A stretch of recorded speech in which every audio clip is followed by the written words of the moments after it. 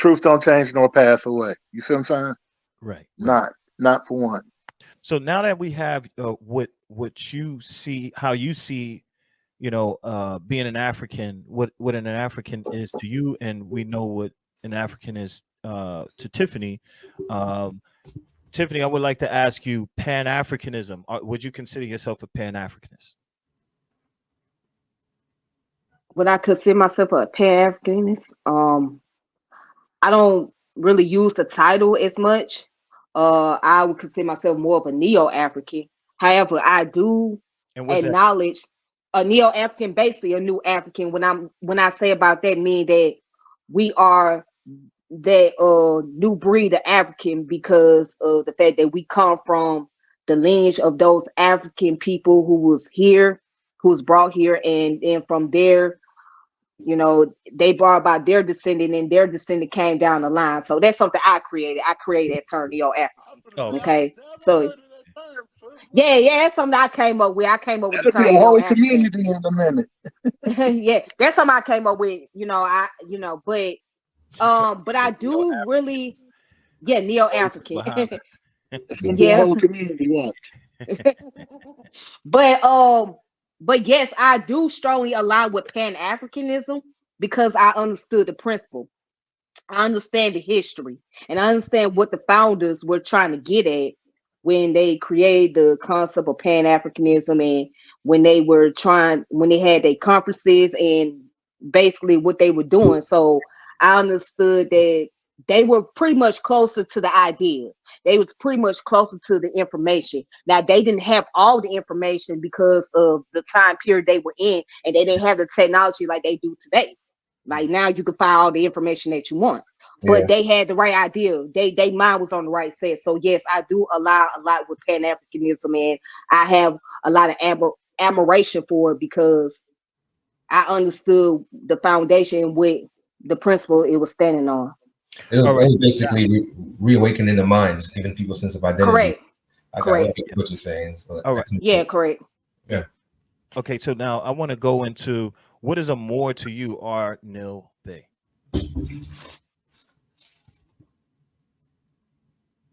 Was that for me or was that for our sister too? That's for you. You said, what is a Moor? What is a Moor? Man of original race. If we just want to keep it simple, straight. I mean, you got the Moorish Science Temple of America, if you're referring to that, and that's going to be one who's working to better the condition, change their situations, their social situation, the economic situation, and working with like minds, like brothers and sisters to change, becoming the God, to change the situation. That's what a Moor. That's what we say more is. Got you. And Islam. Moorish American. What's a Moorish American to you? Moorish American is one who loves their prophet and follow their prophet. Simple, just like that, And what's so beautiful about it is Noble Drew Ali didn't come up with the term. It was here before him. Moorish American was used in the early 1893. And we know he was born in 1886.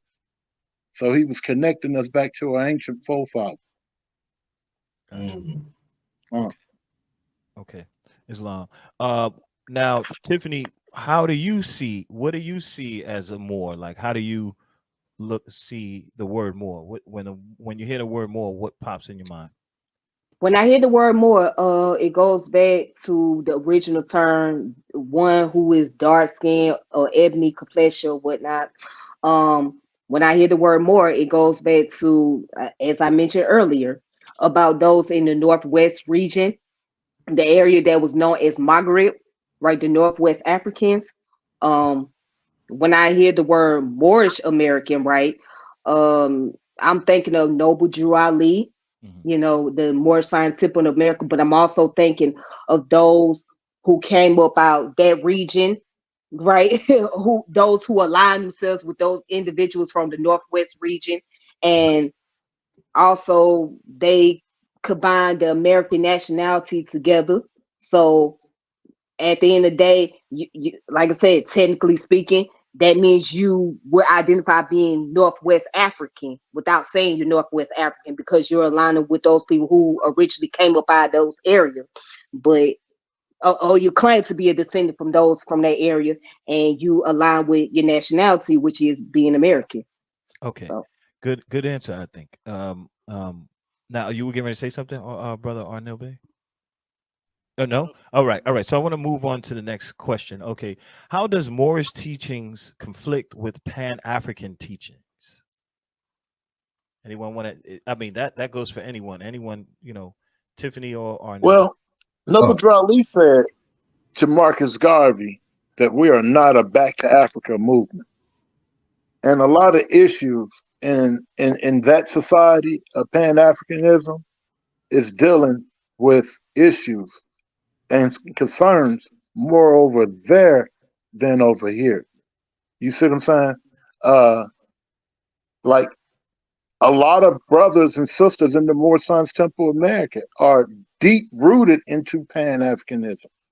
You yeah. see, I was they gonna say, teach it in their Sunday schools, they teach it in their Holy Quran classes. Uh, and I tell them almost anything you find it in Africa, we can find over here, ancient and older. You see, and for many years they call you crazy. They call you names instead of saying, "Hey, look, let's just pull out the receipts and let's look at it." You see? Okay. You know Yes, what? sir. The only I was reason, gonna add to that as only well. reason I'm I, sorry. Yeah. I was gonna say that I think the difference was the fact that the Moors were more focused on nationality. As I said before, removing that jurisdiction of the Christian codes of calling them black, due to like legal terms and not having a legal standing and Yes, sir. identifying, just tracing them back to nationality, landmass, and not being stateless as being called black. You know what I'm saying? And I believe the black Pan African movement was more about allowing our people to get up out of America. Those who were under the conditions of slavery was to leave America, based on the constitutional status and everything else. So that's it. Go ahead. The brother Arnel Bay said, what you can find in Africa, you can find out here. However, from what I know, now correct me if I'm wrong, Africa would be the richest continent on the whole entire planet. Exactly. So everything, technically, almost everything is over there. You know how you would say it, right? So I would disagree with that statement, brother Arnel Bay. Where's the land of milk and honey at? Okay. All right. All right. Where's the land of milk and honey? They say I guess you're alluding to America, right? Yeah. Correct. Texas and Illinois. Texas, Illinois. Now I keep it simple more. I don't make it hard.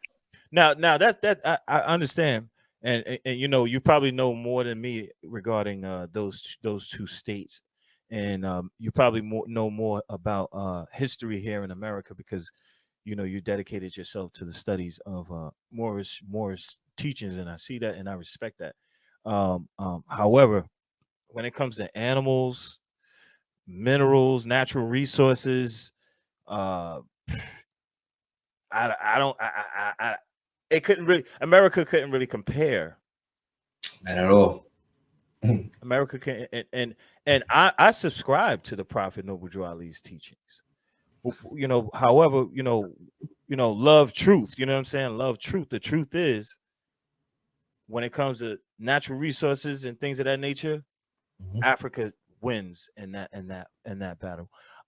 But I want to move on, and I want to say, so the Sister Moorish. got her hand up. So okay, all right.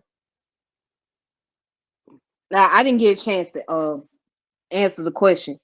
So can't you repeat the question that you asked the brother so I can? I said, how does Moorish teachings conflict with Pan African teachings? And the brother Arnel Bay was basically saying that, the Pan African teachings focus over there in Africa when, this is this is our home right here. And Okay. guess what? I agree with that. I agree that we start here, and then whatever business we want to do outside of here, then we take it from here and out like that. You know what I mean? But yeah, go ahead. I'm sorry. Okay. How it conflicts? Well, not only does it teach nationality, but we have those who teach it about sovereignty status, that which is pretty interesting. I mean, but also what I noticed about the Moorish teaching, there's also the esoteric knowledge as well. Yeah. Yeah, but here's the thing that's pretty ironic. Noble Drew Ali was very much inspired by Marcus Garvey. He was very much inspired by Marcus Garvey. And a lot of people, here's another thing, a lot of people think that Marcus Garvey was the one that started the Pan-African movement, which he really wasn't. He didn't start a Pan-African movement. As a matter of fact, he didn't identify himself as a Pan-African. He was more into being a Black nationalist. However, but his principles was very much similar to those in the Pan-African community. All right. But a lot of people conflate that and think that Garvey was the one that started Pan-Africanism when he really didn't, because Pan-Africanism came around before Garvey, started getting into doing what he was doing. So he was more on the Black nationalist side, more about focus on economic development, focusing on, what I'm saying, and yeah, his movement was about going back to Africa, but he also mentioned that you can't take every Negro with you as well. So, but if we understand Pan-Africanism now, it's not about, just go back to Africa, because we know that we can't just go back to Africa. You know what I mean?